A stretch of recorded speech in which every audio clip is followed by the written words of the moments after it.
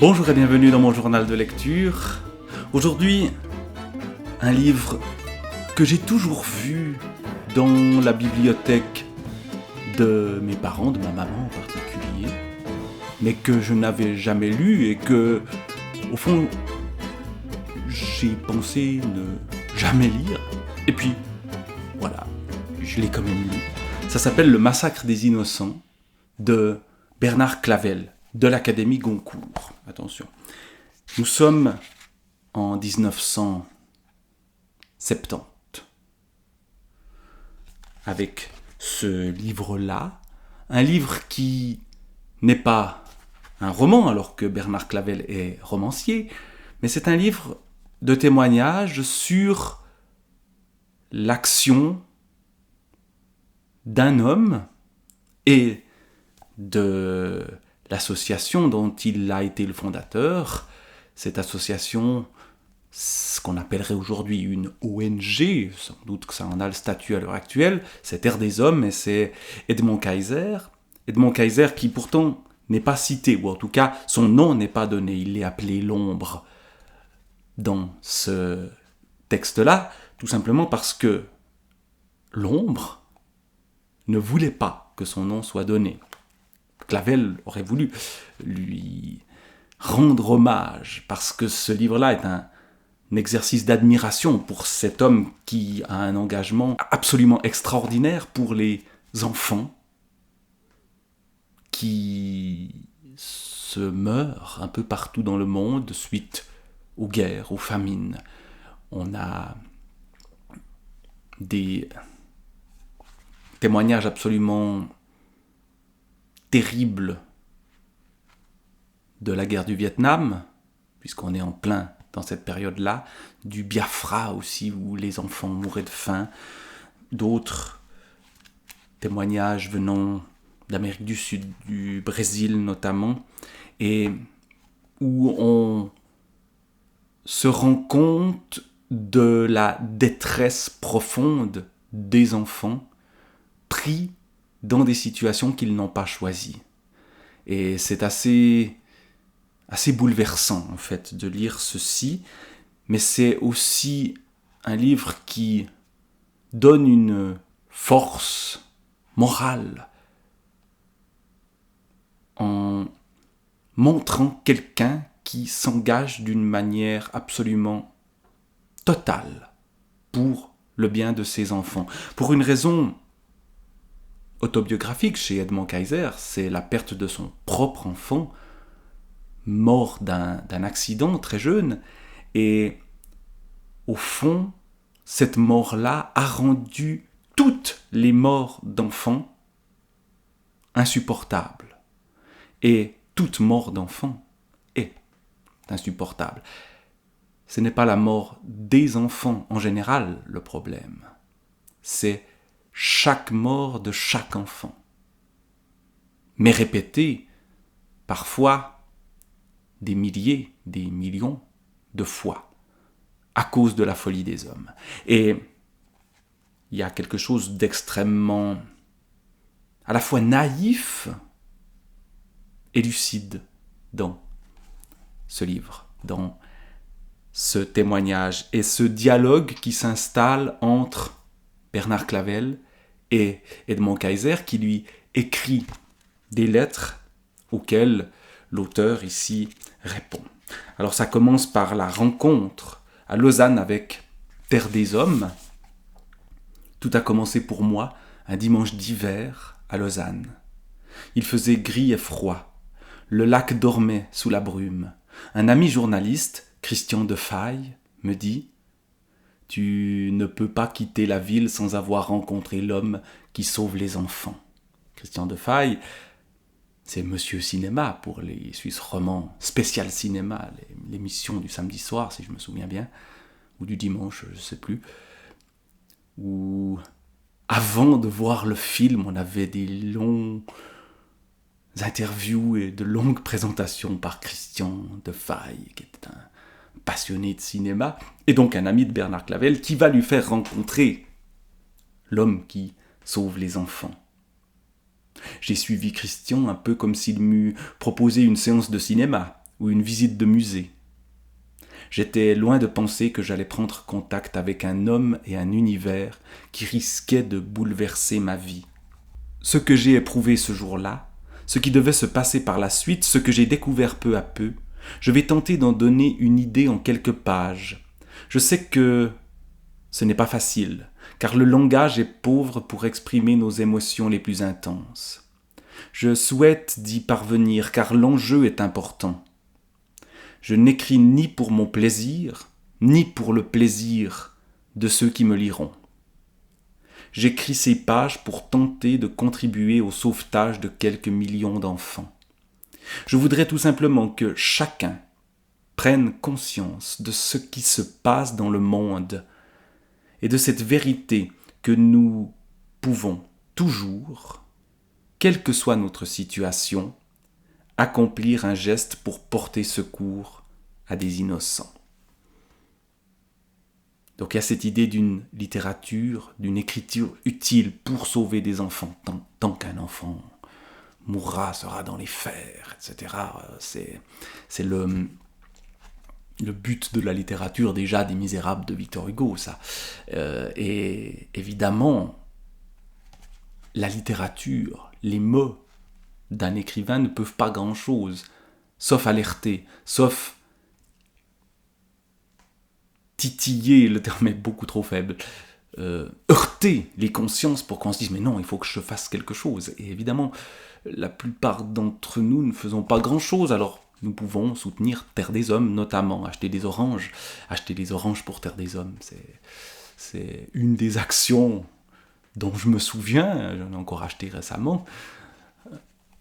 Typiquement, bon, c'est un soutien très faible, ça coûte pas grand-chose, mais voilà, c'est une manière d'aider à faire en sorte que les enfants ne soient plus ou soient moins les victimes de la folie des hommes. Et aujourd'hui, c'est peut-être plus seulement au Vietnam, au Biafra et au Brésil, c'est ailleurs, c'est en Ukraine, c'est dans d'autres régions d'Afrique, c'est dans plein d'endroits où les enfants se retrouvent coincés au milieu de l'absurdité de ce monde qui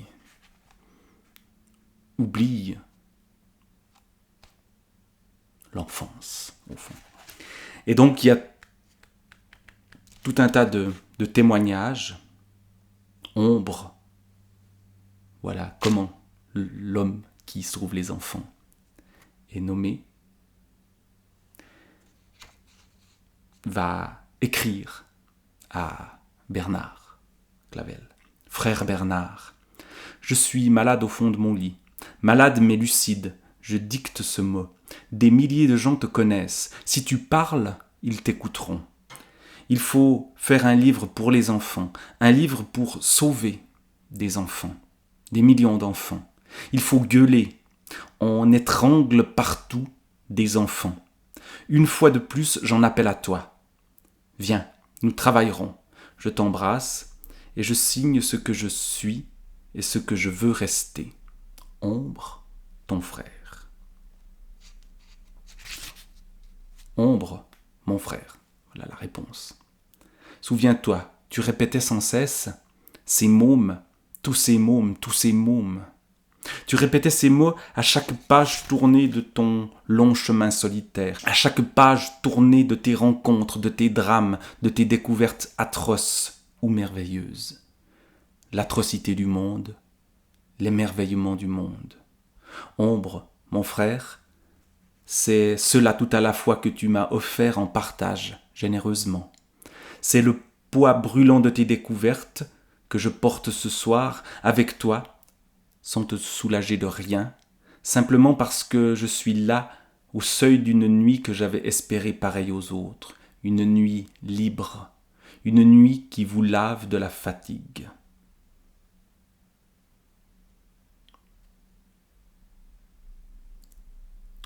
Et ce sommeil d'un enfant, qui est tous les enfants du monde, m'a tiré de mon sommeil coupable.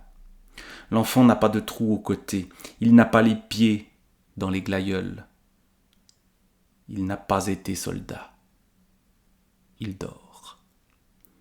Il est le petit dormeur du trottoir, couché dans ce que la photographie ne parvient pas à révéler vraiment. La matière sortie de son corps qui suinte avec ce qui lui reste de vie. Cette image, c'est une vie d'enfant répandue en dysenterie sur l'asphalte. Et tout d'un coup, il y a la réalité physique, visuelle. Ici, c'est une photographie. Puis il y a les enfants réels qui meurent. Et une des obsessions de Bernard Clavel et d'Edmond Kayser, c'est de les montrer, de les toucher même, de les prendre dans nos bras. Seule manière, au fond, de prendre vraiment conscience de ce qui arrive à ces enfants et d'agir. Et il y aura donc la maison des enfants, il y aura les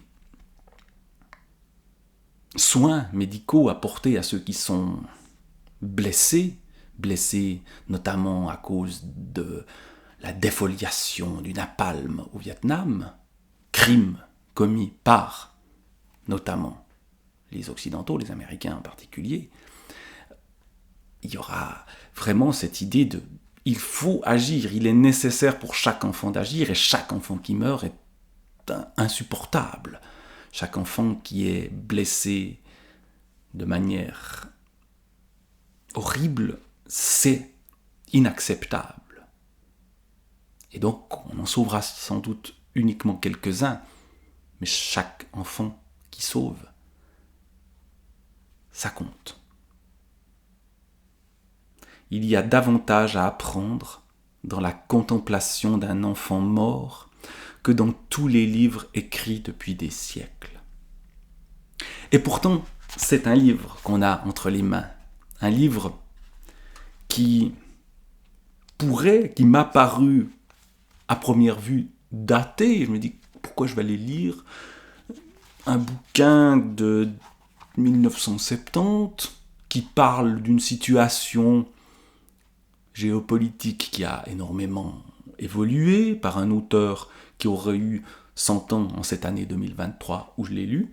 Bref, est-ce que vraiment ça vaut le coup? Est-ce que c'est vraiment d'actualité? Malheureusement, oui, ça l'est toujours. Et ces mots-là, ces témoignages-là, restent réels. Aujourd'hui, il en meurt encore des enfants. Et donc, ce livre-là n'est absolument pas daté. Hélas, on aurait aimé que ce soit le témoignage d'une barbarie ancienne, mais la barbarie renaît sans cesse.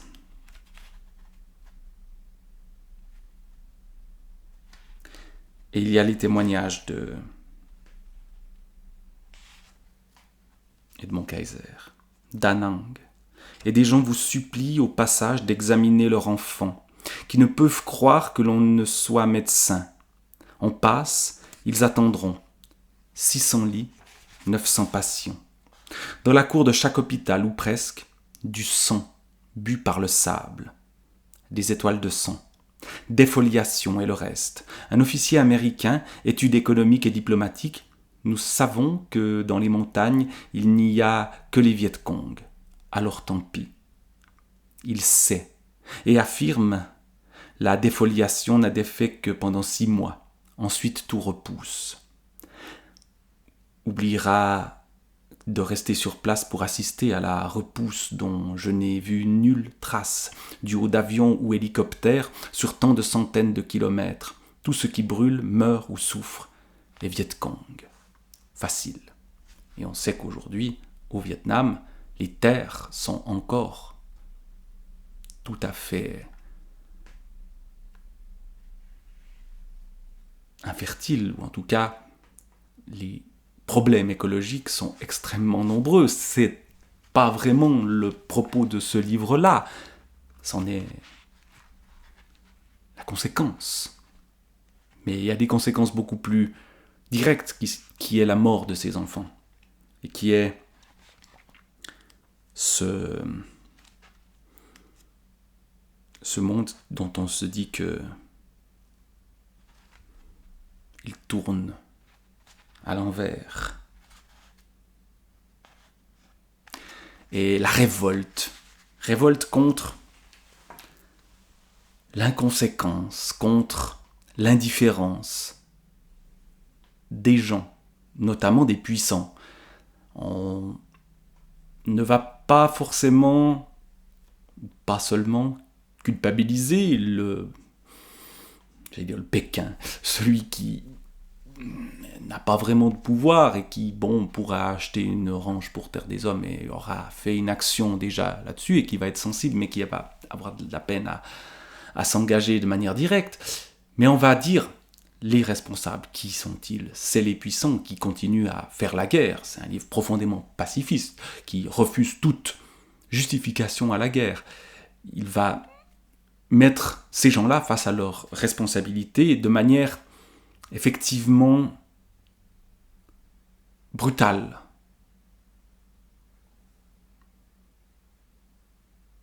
Notamment, entre autres, les politiques, d'accord, les militaires aussi, les religieux aussi, qui ne sont pas tous bienveillants ou qui ne vont sauver que ceux qui correspondent à leur propre foi. Ce qui est problématique. Et il y a des scènes assez terribles où des religieuses refusent de soigner des enfants parce qu'ils ne sont pas catholiques, par exemple. Voilà, des choses horribles, d'une indifférence qui révolte profondément Edmond Kayser et Bernard Clavel. Et aussi, ce que l'on voit encore aujourd'hui, et encore plus aujourd'hui, je crois, un sens des priorités qui est complètement perdu.